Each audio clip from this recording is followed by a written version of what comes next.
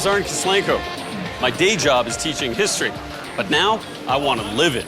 So I've come here to Israel to find out what life was like at the time of the Bible. Modern concoctions, ancient ingredients. Makes me wonder what people at the time knew about sickness and medicine. The Gospels report that people with a variety of ailments and diseases came to ritual baths such as this one, the Pool of Siloam in Jerusalem. The most famous was a blind man who had asked Jesus for help. Jesus mixes his saliva with the earth and puts it on the blind man's eyes, telling him to immerse in the Pool of Siloam. The blind man does, and then, miraculously, he can see. It's an inspiring story, but I'm also interested in the other stories we see in this scene. Look at all these sick people. Why have they all come here? And which of them will get better? When you got sick in the first century, what did you do about it?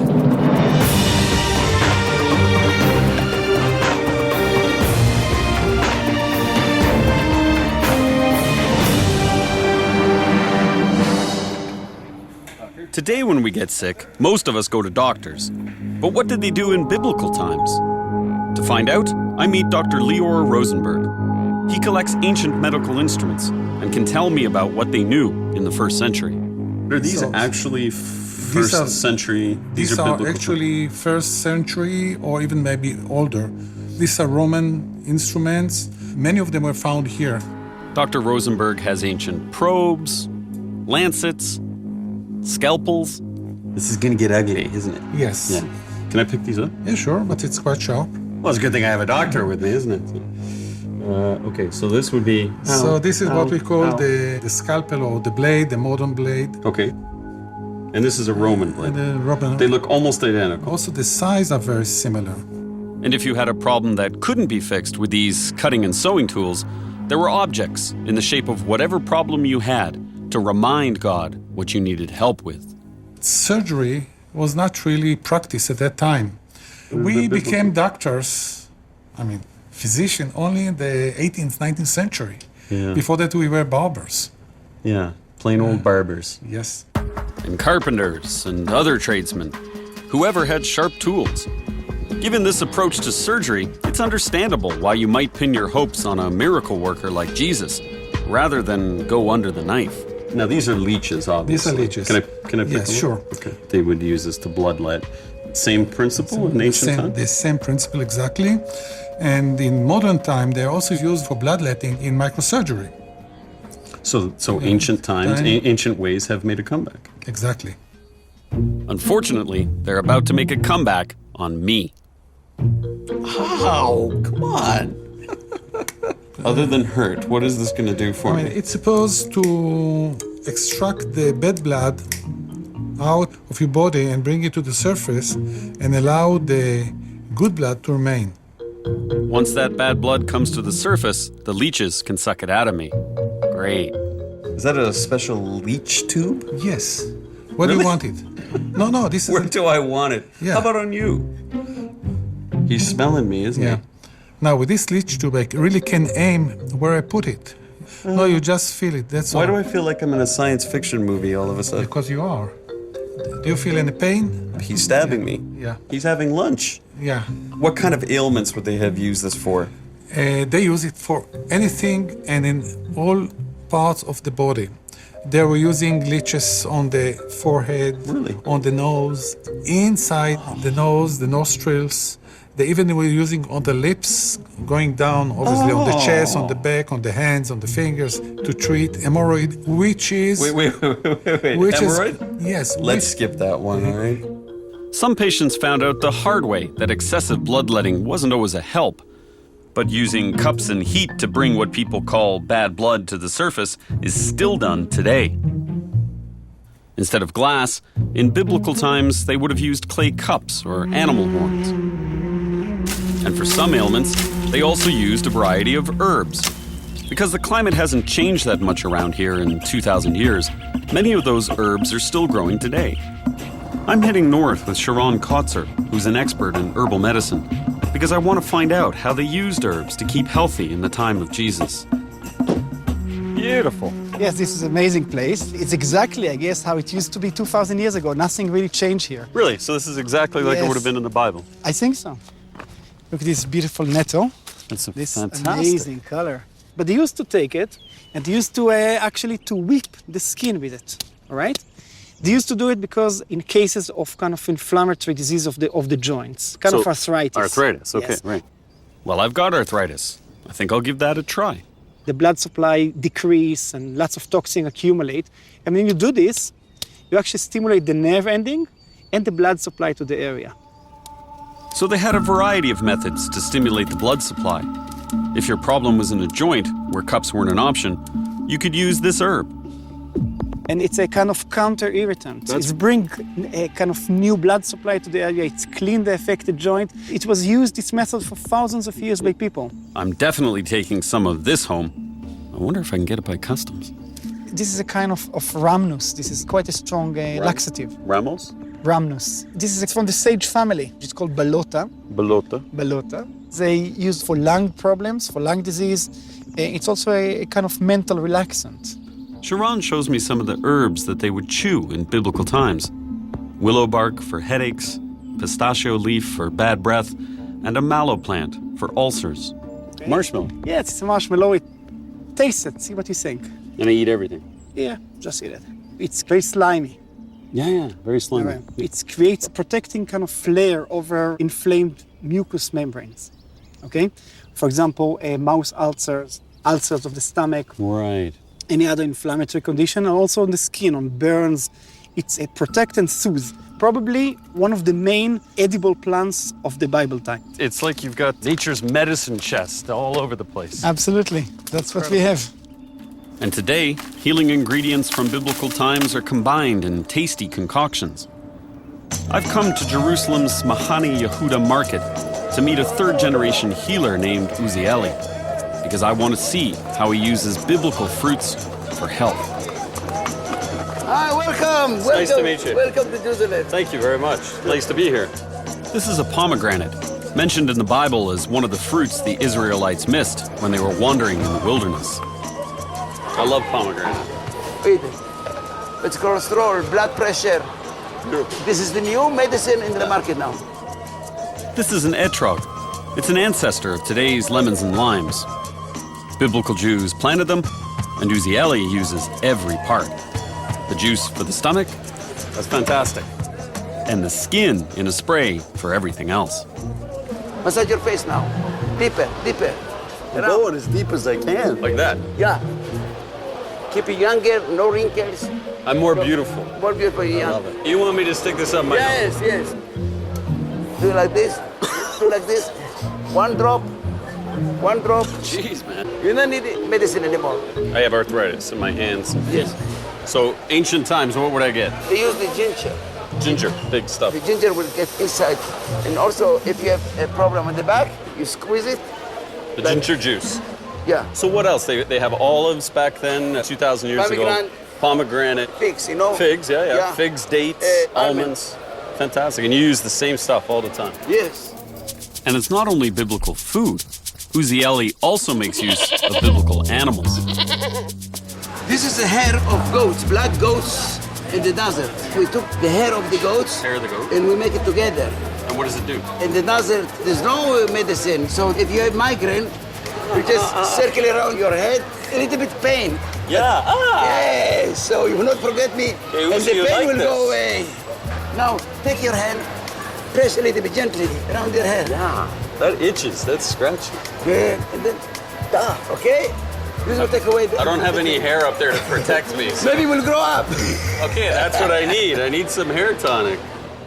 So in biblical times, there were some conditions you could treat, but blindness wasn't one of them. So once word got out that Jesus cured the blind man, people with all kinds of incurable conditions likely came to the pool of Siloam, hoping he could help them too. In addition to this body of water where people sought healing, there was a much larger one, and people still go there for its healing waters today. It's the lowest point on Earth, the Dead Sea. It's 10 times saltier than the oceans, which is what makes you float. You literally can't sink. But people don't just come here for that. How do you like the mud? Feels so weird. I don't really like it drying. I like putting it on, but now I'm kind of... But it's supposed to be good for your skin, so... Yeah, I need that. I was kind of hoping it grew hair, too. That's what I did. To find out why they come from all over the world, I meet Dr. Marco Harari, who treats patients here. So, Dr. Harari, exactly why do people come here to your clinic? We are using the air, but also the earth and the sun. The air because we have more oxygen here, about 6% more than any place in the world. The earth because we are using the black mud and the salt from the Dead Sea. And the sun because our sun is filtrated here and can allow a longer time to exposure to sun for many patients. So it's very unique weather conditions, climatic conditions. It is exactly a very unique condition, but it is not a new one. It's not new. We have some references from 2,000 years ago. So they did know in biblical times to come here for their skin ailment. Cure for their skin diseases, rheumatologic diseases, and lung diseases. I have arthritis, so if I came here and used the mud in particular, I would get better. Surely, we have some data showing that people are improving for 3-6 months after simple applications of black mud. You know, this is the way to meet girls. It really is. Not married girls. What exactly is the science behind this? How do you prove that people are being treated so well here? We understand that the combination of salt of the Dead Sea and ultraviolet B, UVB, of this area is a unique combination for improving skin diseases. But not only skin diseases. The black mud, for example, can be used for many rheumatic conditions, for joint diseases, from musculoskeletal diseases. We know that people are in a good remission after treatment at the Dead Sea for at least 8 to 9 months, something that is pretty good for any kind of other treatment. So it is fantastic to see that without drugs, without medicine, we can reach at least the same result than with medications. After being in the Dead Sea, I feel very alive. To treat my arthritis, I'd have to do 3 weeks of floating appointments, which would be fine with me. So far, I've found out what they did know about health in the time of the Bible. Now I want to find out what they didn't know. In this famous scene from the Gospels, Jesus miraculously gives sight to the blind man at the Pool of Siloam in Jerusalem.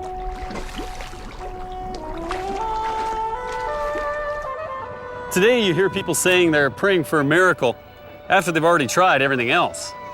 But in biblical times, prayer was the first thing you did. Even today, some people pray when they get sick, and some studies have shown it may work. The most famous scientific study showing that prayer has a positive influence on healing was a double-blind study done in San Francisco in 1982. Those coronary patients who were prayed for were in less need of ventilators and antibiotics. Some dispute these studies, but I want to find out more about the connection between prayer and health. So I'm meeting with Rabbi Ken Spiro. This book, the Torah, contains some of the prayers that Jews offer to God. The Torah also contains the commandments for how to live. So, Ken, are there commandments, some of the commandments dealing with things like your physical health, your public health? Absolutely. And it's interesting that many of the laws of ritual purity have shown to have side benefits that have been very beneficial in terms of hygiene and personal health, although they're not given for that reason. Yeah, I wanted to ask you about the ritual purity. What exactly does that mean? Well, the ritual purity, again, even though mikvah is a ritual bath and baptism comes from it, it's a side benefit that you're clean. But the purpose of ritual bath was not to clean yourself physically, but to unclog yourself spiritually. At the time, belief in spiritual purity was a belief in health. But on the physical side, cleanliness being next to godliness didn't always pan out in these ritual baths, these mikvahs, because of what people at the time didn't know about infection and germs. I'm on my way south to Qumran to see how this played out. Near the Dead Sea in the Judean desert is the first century home of the Essenes, a Jewish sect who wrote many of the Dead Sea Scrolls, among the oldest biblical texts ever discovered. Found in these caves in 1947, after being hidden for 2,000 years, the Dead Sea Scrolls reveal to us a pre-Christian group of Jews who believed in a teacher of righteousness like Jesus, and who were readying themselves for the final apocalypse. Since the end of days could happen at any moment, they kept themselves pure, and purity touched on everything, including going to the bathroom. But there was no bathroom out here. I'm with biblical scholar James Tabor because it was his team who discovered exactly where the Essenes put their latrines. We're on our way there now to see how their rituals of purity affected their health. And one of the things about the scrolls, besides religion and mysticism, is ritual purity, bodily things, blood, sex, death. And the toilets are precisely located outside the living area, at least 1,500 cubits, that's probably 700 yards or so, Okay. and hidden away from the camp, It's quite the climb. especially in an emergency. So here we are, exactly where the Essenes went when they had to go. How did they do it? So we've got you in a white Essene tunic and a belt, and then you always have a spade it's actually mentioned in the text. It's issued to you when you join the group. And it's not for gardening, it is for the latrines. So you need to dig a shallow hole. How big is this hole? You have to be able to cover it, so that could vary from day to day, right? And is this actually in the scrolls? This is in the scrolls. How far down? How wide? Not how far down. Not that precise. Just that you dig a pit. Now squat over it. the dignity. Lift your robe. Okay, robes up. And let me know when you're finished. How did you know that it was right here or Well, right there? We actually took a trowel like that and we took samples all over, dozens and dozens of samples. All through here. All through here. And then we did soil tests on them. And we found intestinal parasites. Really? Whipworms, roundworms, tapeworms, eggs. And so we began to think, now wait a minute, they're wearing sandals. This is like a toxic waste dump. They're actually getting it on their feet, walking back, and the worst thing in the world you could do is then go in a pool of water. But that's exactly what they did. After doing their thing 700 yards outside the camp, the Essenes would immerse in the waters of this mikveh before re-entering the community. Washing is good for hygiene, but the Essenes didn't know about sharing germs. That's bad for hygiene. You went outside the camp, you're coming back in. Before you enter the camp, you have to clean yourself. From our point of view, you're introducing these microorganisms we talked about that have infected the soil. Right. These parasites, intestinal parasites. So I bring them down from You're the bringing toilet? them down. They're going to get all in your eyes, your mouth, your nose. Any cuts, they're on your feet. And they would be unaware of this. From a sanitation standpoint, everything's unclean. I'm a time bomb, basically. I walk right into the community and spread. Yeah, the high cost of holiness. A people not prepared to pay that high cost were the Romans, who were occupying the land of Israel at the time. They brought aqueducts, sewers, and improved sanitation to the Holy Land, which helped control the spread of disease. I've come to see the archaeological evidence in the Jordan Valley at Bet Shean. Now these are toilets. Isn't this incredible? This is amazing. This is the best example in the Holy Land of Roman indoor toilets. We should give it a try. I gotta give and it a see. try. I'm not going to coax you at all. I'm just going to see if Well, you do any better than my students. I'm guessing if I sit on the one, it could be a little messy. So Only raise raise the toga. the toga, Okay. and then like this. All right. This is good. That's why I did a PhD in history. This is Yeah. Now I gotta ask you. This looks fairly sophisticated. So Let me join you. All right. If you don't mind. Not at all. Would you want me right next to you? Do you mind? Maybe a little bit. I think Give me this- some I privacy. think man. this works better like this. But there was no privacy. You were right next to your neighbors. Quite a few of them. You've got the forum and the agora and all the marketplace, civic events, even the theater crowd getting out. So okay, does everybody come here? That's the kind of surprise. This is unisex, so You're kidding me. it's open and everybody comes. I guess the togas help a bit. It's a different view of the body It's not Victorian or Puritan in any way. How does a system like this actually work? Well, there's water down below us, flowing continually for the waste. So in the first century, Jews were more concerned about privacy and less aware of infection. The Romans were less concerned about privacy and perhaps more aware of infection. The Jewish people focused on spiritual health as the underlying basis for physical health. Jesus' healings were also connected with his teachings. But in a time when great miracles of healing were believed to have taken place, it was also a time when a simple cut on the hand could kill you.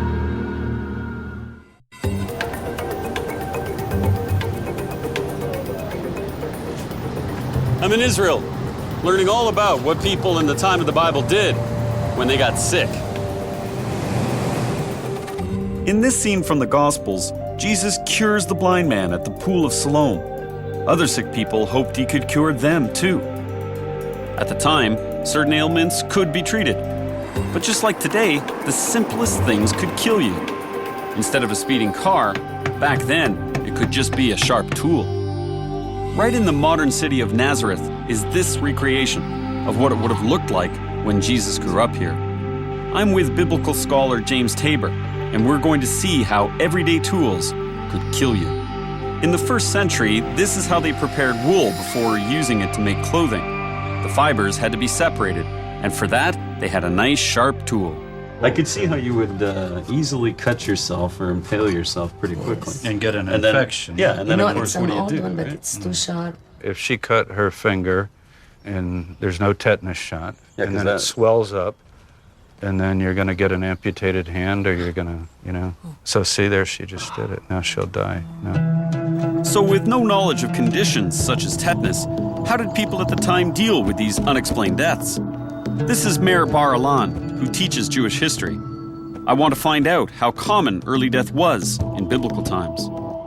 Life expectancy was very low. I mean, for men about 31 years of age, and women 28 years of age. It's an average. It's statistics.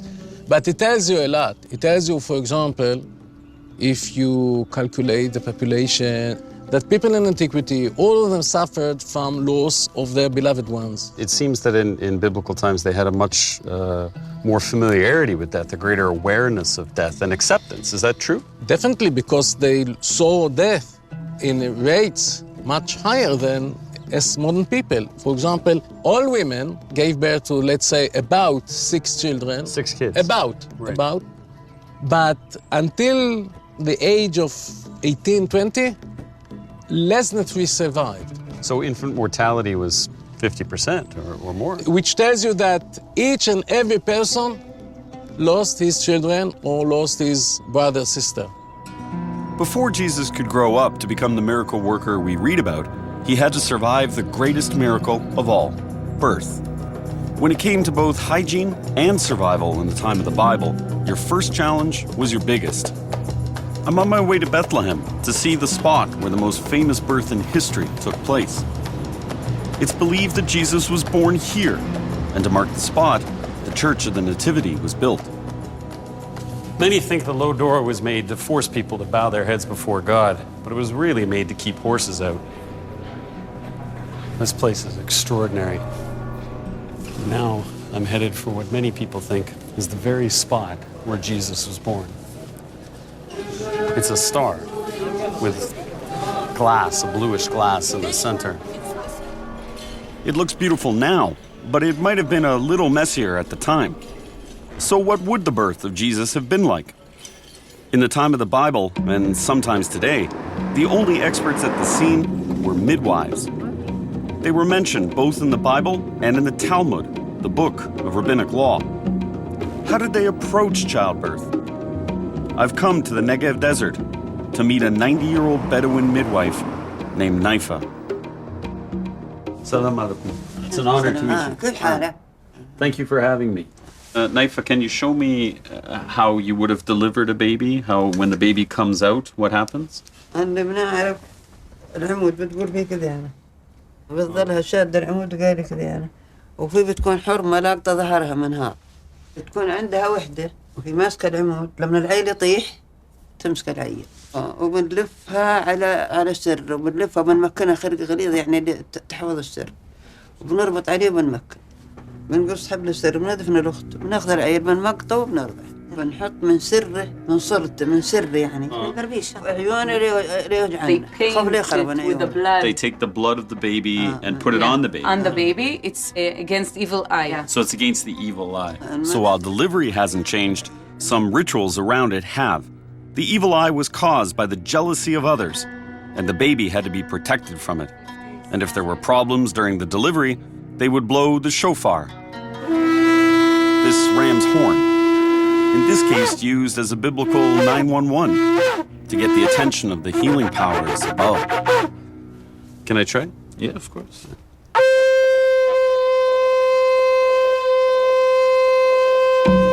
In ancient days, they also used incantation bowls, which were believed to protect the house or tent. Many of them were to help childbirth. They had images of and spells against Lilith, a demon said to prey upon babies. I want to find out more about these rituals for protection. So I'm on my way to an antiquity shop in the old city of Jerusalem to meet archaeologist Robert Deutsch. Hi, Robert. Hi, Alan. How are you? Very nice to meet you. Welcome, welcome. It's a beautiful store. That's really... Yes, I'm always coming over here to see some new stuff. I mean old stuff. Old stuff. This incantation bowl Robert is holding is a 1,500-year-old spell to ward off evil, written in the language spoken in the time of Jesus, Aramaic. You can hold it. You sure? Yeah. You trust me well enough? It's an incantation bowl with spells against evil, against illness. I can't believe it's in such good shape, eh? If the words incantation, spells, and evil make you think of magic, you're dead right. At the time, people believed in it. Everybody would have had one of these bowls in their house? Everybody needs a bowl. Otherwise, the house is in danger. You deposit it in the corner of a house and it protects the house against evil. You would bury one of these bowls upside down underneath your house to trap evil spirits, like ancient feng shui. I always carry my lucky coin and a lucky stone that I've had for like 20 years. Here you have it. So it's the same principle. It's the same thing. So Robert, tell me about the evil eye. Well, the evil eye is a bad spirit, and you must have an amulet against it. We're walking through the old city, and everywhere you see these hands called hamsas.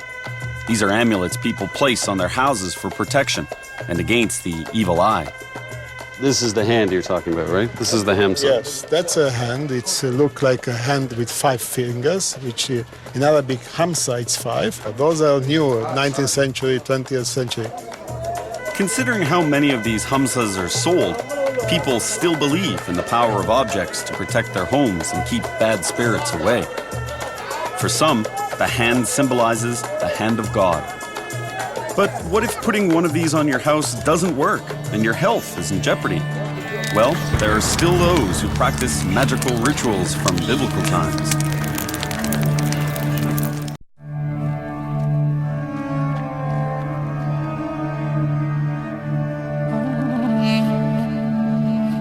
Were there really miracle workers at the time of Jesus? And what did you do if even they couldn't help you?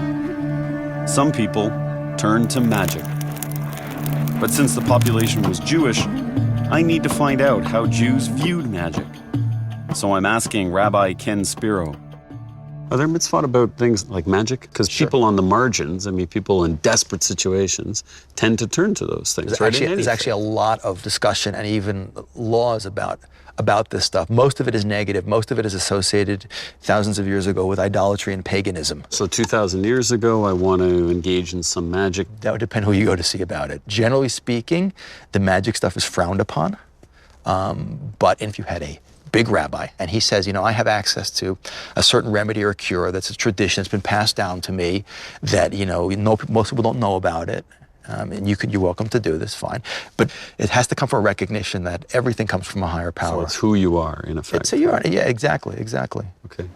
So in ancient times, people would seek out rabbis with these magical secrets.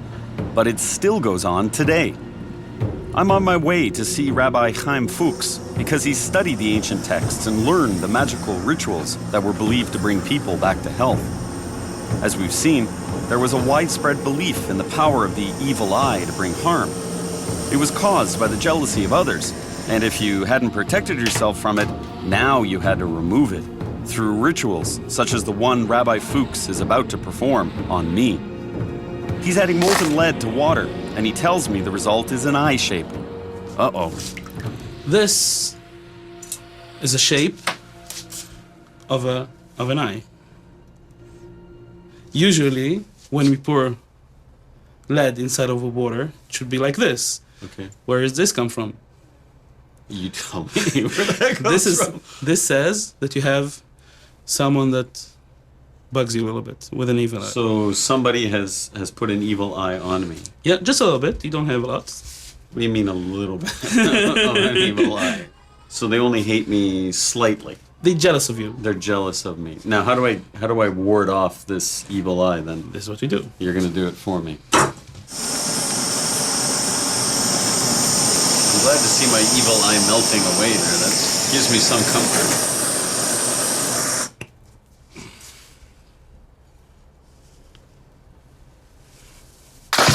Okay. You heard this one? Yikes. I'm getting a little nervous with hot lead over my head. But you can see, you heard this explosion. This tells us that the evil eye just got out. We won. We won. And you can see it, nothing here. Wow. Well, that was close. Was the evil eye really removed from me? Or is this just superstition? In the time of the Bible, as today, there's no shortage of beliefs around healing, charismatic healers, and people who seek them out. But not all charismatic healers were rabbis, then or now. Why are large numbers of people drawn to these mysterious healers? To try and find out, I'm on my way to see Oren Zarif, a very busy healer around here. Excuse me, come. If I'm not mistaken, Oren, you don't have any medical training, physiology or biology or anything. So I'd like to ask Oren, how does he diagnose? כן, כן, ודאי. רוצה שאני אתן את הדיאגנוזה, מה שאני מרגיש... איך ידעת מה יש לו, ואיך אתה עושה את זה? אני מרגיש את הגוף, אני מרגיש את הרמה האנרגטית. אצלו הרמה האנרגטית ירודה, במצב כזה, מה שאני עושה, אני יוצר פעולה שאני מחבר את כל המנגנון, אני מחבר אותו לתוך הגוף. And now I give you a lot of energy all the body, I penetrate by the subconsciousness. I want you 2 minutes, close your eyes, okay? Close your eyes.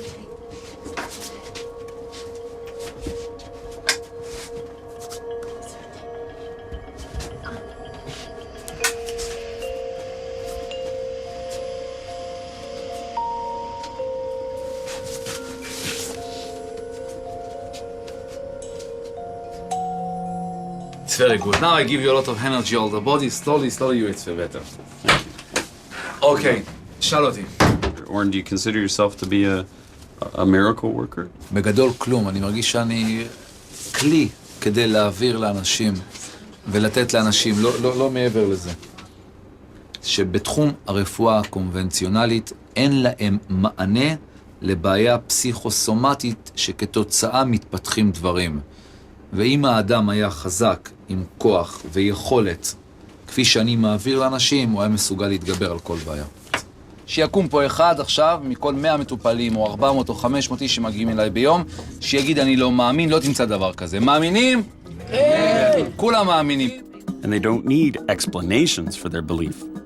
You can't explain what it is, and I don't want to know what it is. I want to feel better. Clearly, Oren is giving these people something. But is it real or fiction? In the story at the Pool of Siloam, was it psychosomatic? After all, a blind man is said to have regained his sight. And it turns out that the Pool of Siloam is not just a place in a story. Archaeologists have now found the actual pool, and it's right near where the Holy Temple stood. In 2005, the Public Works Department of the city of Jerusalem was digging here to put in a new sewer line. What was also uncovered was a line to the past, the Pool of Siloam. I'm with archaeologist Shimon Gibson, and we're heading to the exact place mentioned in the Gospels. So this is the Pool of Siloam, where according to the Gospel of John, the blind man was cured by Jesus. So what you have is Jesus, he comes to Jerusalem. When he arrives in the temple area, he's only one of many voices, many opinions. But the only place where he really has an audience is in those pools. So this is where he performs his miracles. Yes. And they're a captive audience, if you will, right? The lepers, those with disfigurements, disabled people of one sort or another, people who had different kinds of scaly skin or rashes. So we're actually standing here on the steps that Jesus himself probably walked down. You have a landing here, and then you have another flight of steps, another landing. So the landings were used for the placing of beds. So the infirm, those who are invalids, will be able to get into the pool as well. So now that we're in the actual place, what exactly did Jesus do here? He's able to sort of conduct healing activities, signs and wonders, and miracles. In those days, something which was unusual, and that is somebody who did not profess to be a doctor as such, but was able to cure people, that was miraculous. I see. You see, so I think that Jesus was very special, and he had a very deep connection to an understanding of how to help people who had disabilities of all sorts. And I think he was a person who had an understanding of medical matters without the medical training. So was Jesus a first-century doctor? Let's see if he fits the bill. I'm going to ask archaeologist Gabby Barkai. We've come to an ancient place that Gabby discovered. It's where you ended up if you couldn't find any kind of doctor or miracle worker, or when life had run its course in the usual way. It's what remains of an ancient burial site, dated to 7 centuries before Jesus. When you died back then, they would put you on these very slabs, with your head nice and comfy in these headrests. You had nothing else to do but wait for your flesh to fall off. A year or so later, when you were nothing but bones, they would put you in here with the bones of your ancestors and some of your worldly belongings. Gabby found human bones here, as well as ivory, gold, and something much more precious. We had 2 silver scrolls, which include verses from the Bible, from the book of Deuteronomy and the book of Numbers, and these are the earliest biblical verses ever discovered. They predate the Dead Sea Scrolls by 4 centuries. This is one of the scrolls that Gabby found. It's an amulet meant to be worn on the body with the name of God written on it for protection against harm. And the verse from the book of Numbers written on this 4-inch scroll is the priestly benediction, which is still said in synagogues and churches today. It's a blessing of God's protection, a formula for health. And you excavated all of this. You're the man responsible. Yes. That's astonishing. So what does that tell you about the people who built this and who were buried here? They believed that the dead continued to live in another sphere. Right. Unlike later on, where they believed in resurrection, they believed in this time that they do not need a resurrection because they are alive. And death was something like sleep. So, Gabby, I've been reading and hearing an awful lot about healing powers and medicine at the time of the Bible, and especially about Jesus and his healing powers. What do you think about all that? In one of the texts of the Dead Sea Scrolls, we have a description of the Messiah as a healer. So it was a popular belief at that time that if somebody is a Messiah, he needs to be a healer as well. They can cure you of everything. He can cure you of all your physical and mental problems. Healing was either with the Word of God or with the charismatic figure of the healer. It was via touch. If he was charismatic enough, the psychosomatic influence of his blessing could heal you. And we have some cases of different maladies identified in excavations, and they were cured. We have from the 4th millennium BC and on, drilling a hole in the skull to free the pressures within the skull was well known to these people. So brain surgery. And in some cases, the brain surgery even succeeded. We have growth of the bone after the operation. You think there's any plausibility to the Pool of Siloam, the miracle at the Pool of Siloam? Listen, I wasn't there, but I can tell you that it is possible. We have many cases of healing which were regarded as miracles in antiquity, but actually behind them is some basic knowledge of medicine. But if Jesus was a kind of doctor, he also seems to have done referrals. In the Gospel of Luke, 10 lepers called out to Jesus for help, and he tells them to show yourselves to the priests. They do, and they are healed. What did the priests know about curing leprosy? Well, it turns out it may not have been leprosy, but a different disease called tsaras that's been mistranslated as leprosy. So what is tsaras, and why did the priests deal with it? According to the Bible, some physical ailments were a result of spiritual problems, and to identify tsaras, you needed the right specialist. 2,000 years ago, do I consider this, to be a medical problem? Or? That's the priest's primary job was to tell you this is a medical problem, this is a metaphysical problem. How would he know the difference? Because the priest was trained. That's one of the specialties of the priesthood, was to identify this tsaras, as it's called. They would have to come to your house and be able to diagnose it. No wonder the Bible talks so much about leprosy. It's referring to more than one disease. But it's now been proven that at the time they did have what we now know as leprosy. We know this because Shimon Gibson discovered the oldest leper ever found in Israel. Don't let the flowers fool you. In biblical times, when your life was going down the tubes, this was one of the places you ended up. So this is Hell Valley. So it's a place with a lot of blood and gore and guts, you know. In fact, this is the field of blood, you know, Akeldama, where Judas, after he betrayed Jesus, then came and hung himself on a tree or garroted himself. Oh, this is the spot. Yes. So I'm in the place where the Gospels tell us the man who betrayed Jesus died. It's also where the oldest leper ever found in the Holy Land was discovered. I'm with archaeologist Shimon Gibson, the man who found him. He was wrapped in a shroud in here. So this is the tomb. It's amazing, isn't it? Yeah. I'm going to find out what Shimon's amazing discovery here tells us about disease in the first century. I was really amazed when I saw in one of the recesses a shroud from 2,000 years ago. It's the only shroud that we have in Jerusalem from the time of Jesus. And this was found in this tomb. So you see, this is where we found the shrouds, in this burial recess. Wow.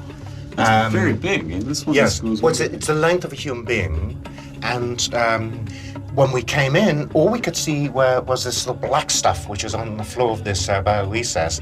But when I went into the burial recess, I could see that you had all sorts of fragments of textiles. And right at the end, I could see this pile of stuff which turned out to be human hair and fragments of skull. Human hair right at the back.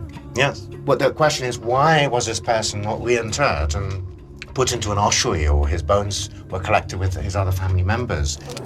In biblical times, after they left your corpse for a year or so that your flesh could fall off, you always received secondary burial.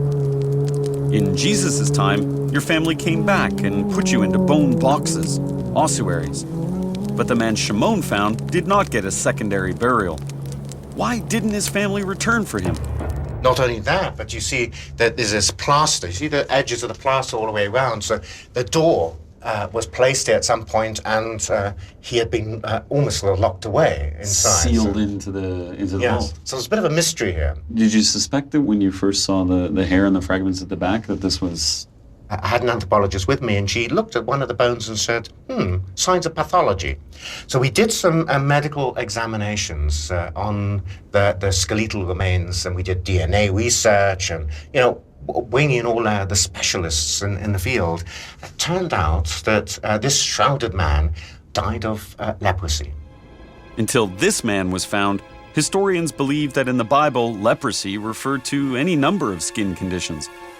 And there was no proof that any of them were leprosy. But Shimon Gibson's finding here confirmed that in Jesus' time, leprosy did exist.